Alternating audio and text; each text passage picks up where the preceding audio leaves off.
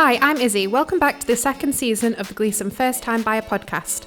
We've created this podcast to help you with your journey to home ownership, and in our episodes we've covered everything from interior tips to finance advice and everything in between. You'll be able to find our podcast on all the most common streaming services, but also on our YouTube channel, which you can find by searching the Gleeson First Time Buyer podcast. In today's episode, we're joined by Rob Thomas, a solicitor from PLS Solicitors based in Manchester. Rob is here to take away the stress of buying your first home by talking you through the legal process of getting onto the property ladder. So, welcome to the podcast, Rob. Could you introduce yourself to our listeners, please? Good morning, Izzy. My name is Rob Thomas. I'm one of the founding directors of PLS Solicitors.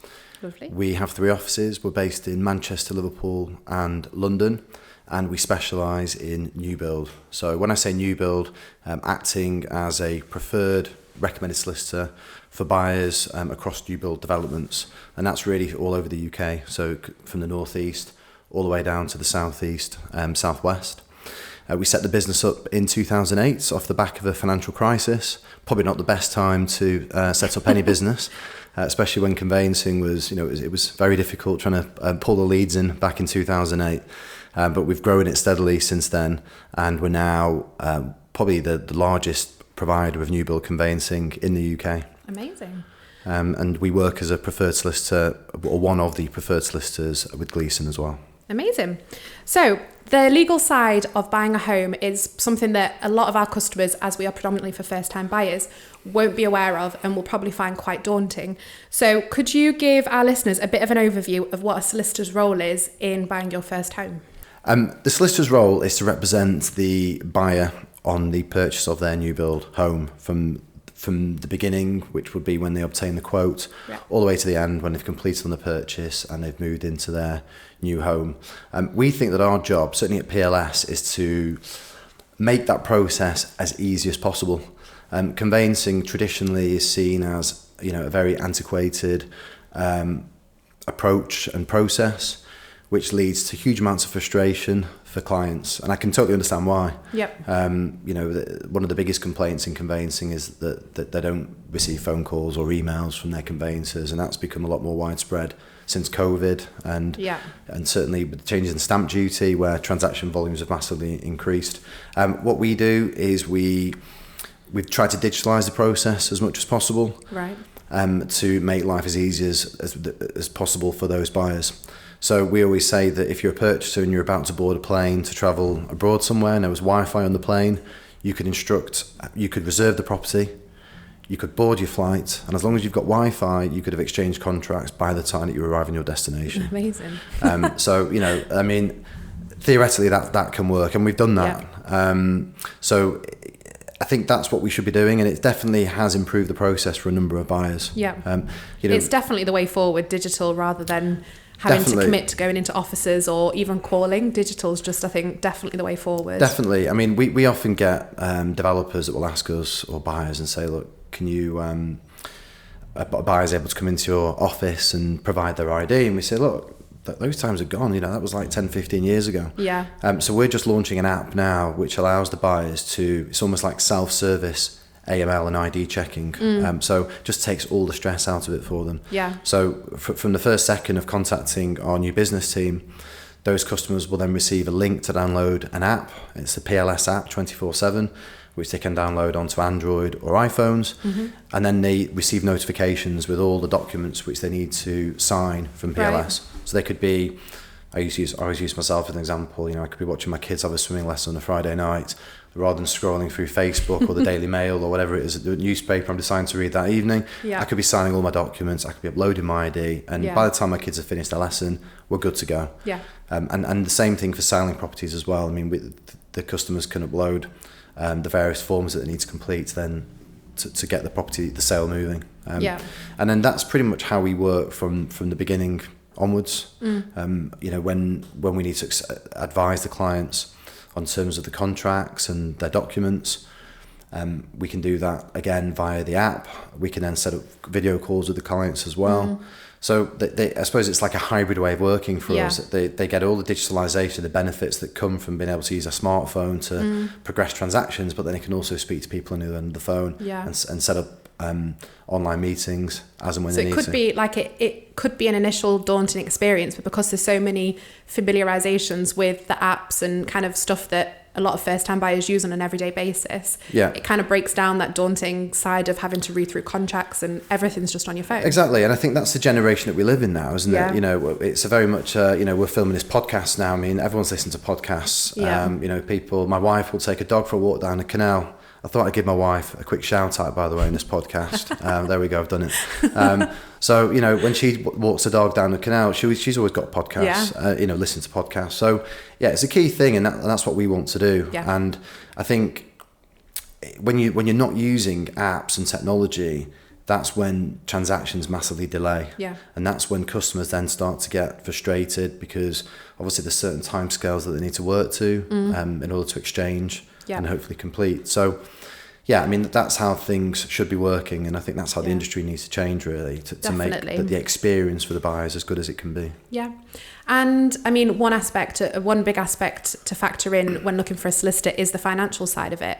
How much would you roughly advise our customers to save to pay for a solicitor like yourself? Well, I mean, that largely depends on the regions as well, where your customers are buying. But I would say now they need to be budgeting anything between, you know, 1,000 and 2,000 really, and that's excluding any stamp duty. Obviously, there's been recent changes to stamp duty as well, which will massively benefit, you know, purchasers. But I would say between 1,000 and 2,000, and that would cover them for the legal fees for the conveyancer, various different disbursements, land registration fees. Any stamp duty, land tax that's payable, you know, searches.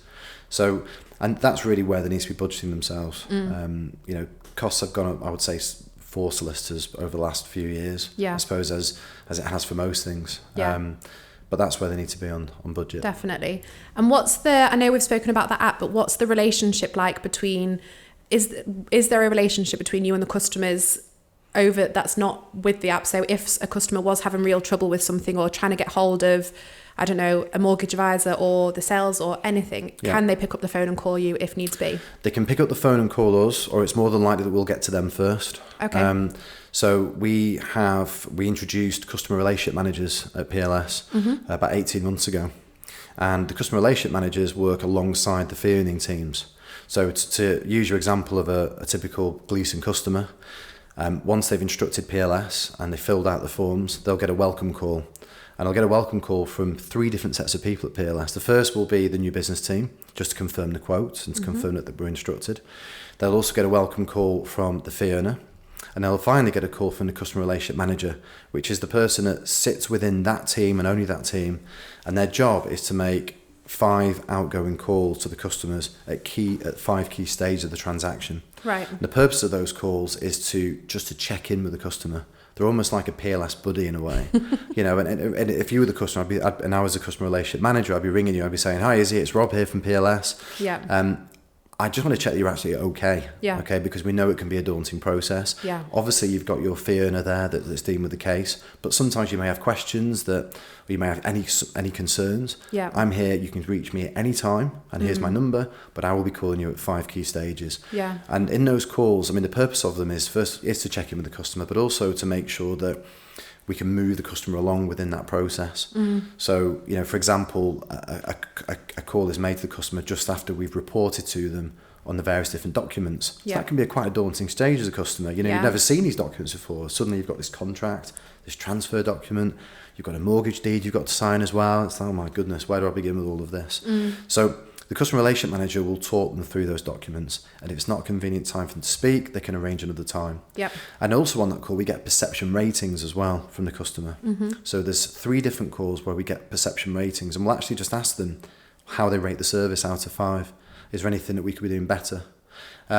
So I think, you know, in the modern age now, where customer expectations are very, very high, and they want the very best, this is what you have to do. Yeah. To make sure they're getting the best possible experience that they can. Absolutely. So we do that, and then obviously we have the team within the office as well. So if, you know, outside of those outgoing customer relationship calls, if they've just got questions, then they can contact the team, you know, over the phone, over email, and we'll answer those questions for them. Amazing. That sounds like literally it's the best of both worlds, where you've got the app and the digital side of things if you're busy, but then also the support and kind of comfort of talking to someone, asking any questions, that kind of stuff. What kind of questions do you normally get asked from? What are some of the common questions that you get asked from Gleeson customers? A lot of questions around estate charges, if there's an estate charge payable, previously if there's any kind of ground rent payable. They might have questions around particular covenants in transfer deeds. What are they allowed to do or not allowed to do with their property. Sometimes there are restrictions as to around decoration or painting the house, or the types of vehicles that they can park in the driveway. So they're kind of very common questions that will be asked. Or just on a more basic level, what does exchange of contracts actually mean? At what point are they tied in? So we're used to dealing with the full array of questions, and the thing we always say to customers is, we do this every day. So for us, there's no stupid question that you can ask. And because you work so closely with Gleeson, the questions are ones that you just know off the back of your head with us. So they are, and I think that's one of the advantages to instructing PLS or indeed any other preferred solicitor. I mean, the one thing I should say is that customers are free to instruct whoever they like. There's no requirement to instruct PLS or any other firm. I suppose the advantages to instructing PLS or another preferred solicitor are that we're familiar with the developments. We've already spent that time and effort going through all the legalities and signing everything off from a legal perspective, which means that when the next customer wants to instruct PLS, a lot of that work has been done already, certainly on the legal side, and that saves the customers a lot of time. If they were to instruct a separate firm that isn't familiar with the development, they've got to go through that whole process again. That can put another 4 to 8 weeks on the process, on the transaction time. I'd like to think that we're more competitive than on the fees, because we're saving on that time of the duplication of having to do it all over again.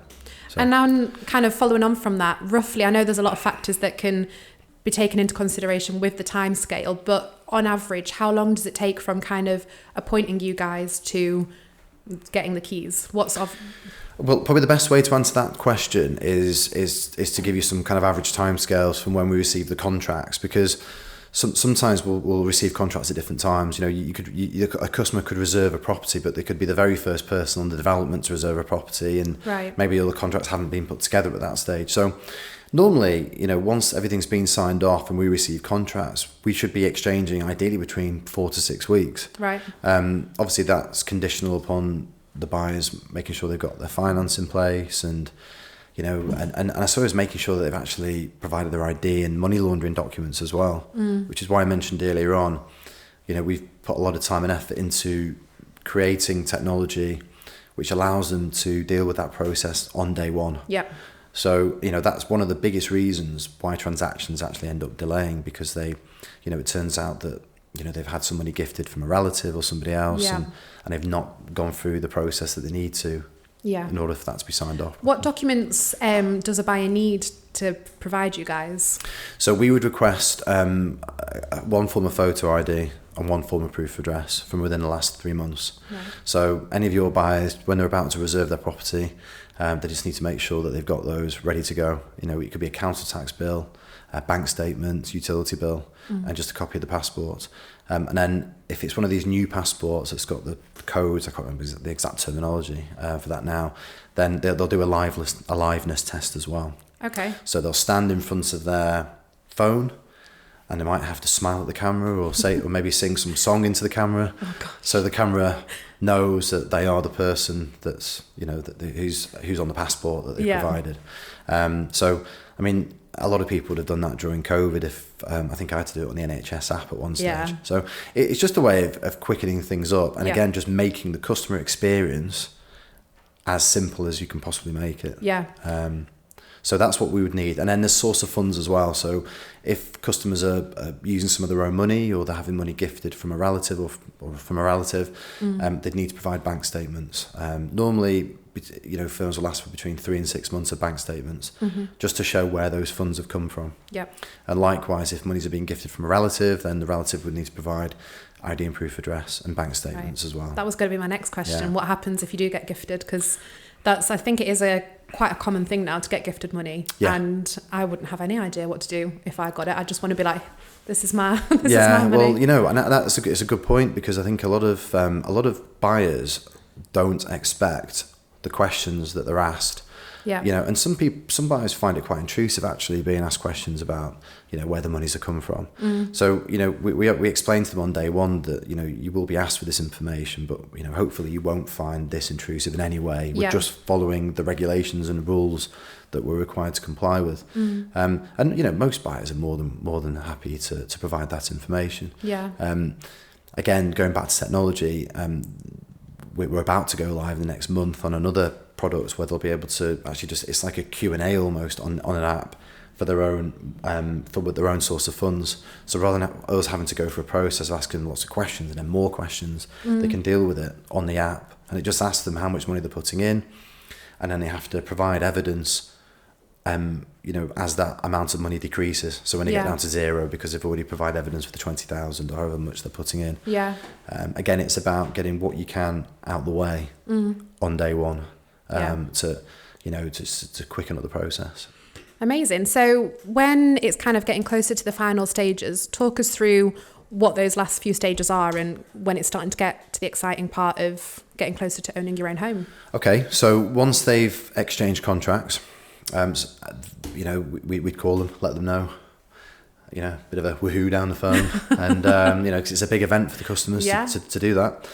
Sometimes there's a bit of a gap, so you could be looking at between a matter of days or weeks, depending on where the build's up to. We often ask the customers then, or we let them know that they just need to sit tight at that point. Most of the work has been done. We try and get the documents signed as early as we can, so ideally on exchange, so they're not then having to worry about getting documents signed and returned just before they complete. And then all that we would then need to do, once we know we've got their money in place, make sure they got their insurance sorted as well, which you generally ask them to do before exchange. It's best practice. We would then just request their mortgage monies. So we'd request those to arrive with us a day before completion. Normally we have to give between 3 and 5 days notice to their banks. We get the money in advance. If we need any further funds from the customers, we'll send them completion statements. We give them as much notice as we can about how much money they need to find to send over to us. And then it's a case of completing. We try and complete as early as we can on the day, so that they can get in the house and open the champagne and get ready for the party. Amazing. And one final question to end the podcast. What is your favourite part of the job? I have loads of favourite parts of my job, and my job has changed dramatically from the early days in 2008 when I was probably office junior, bank clerk, and everything else in between. So really now, my role is to help to guide the business, manage the business, and look after our new build teams. For me, there's probably two sides to it. Internally with our staff, watching our teams develop and grow. We try and promote everybody internally within PLS. So some of our most senior members of the team now, I remember when they walked in those doors in 2010, 2011, and they're now, massively important parts of our business. So it's just personal development of individuals, watching them grow in confidence and knowledge and just being the best that they can be. Aside from that, it's giving the customers the best possible experience that we can. And I genuinely mean that. You speak to a lot of businesses and they say, we want to give the customers the best experience. Of course we do, but we genuinely want to do that. Yeah. And we've invested a huge amount of time, money and effort within the business in our technology, which I've talked about a lot today, and training for our staff and the teams to make sure that, when those customers are on the phone, whatever issue a customer has about anything, that's their truth. That's their, they have an issue, but luckily we don't get many of these, but that's their thing. And we just have to totally understand that and wrap them up in cotton wool, put them on their back, give them a good old tickle, and just make sure that they leave their experience of PLS as happy as they can possibly be. Amazing. So is there anything else that you'd like to add that PLS do to help our customers on their home ownership journey to getting onto the property ladder? Yeah. So, I've talked already about the digital aspects of the process for us.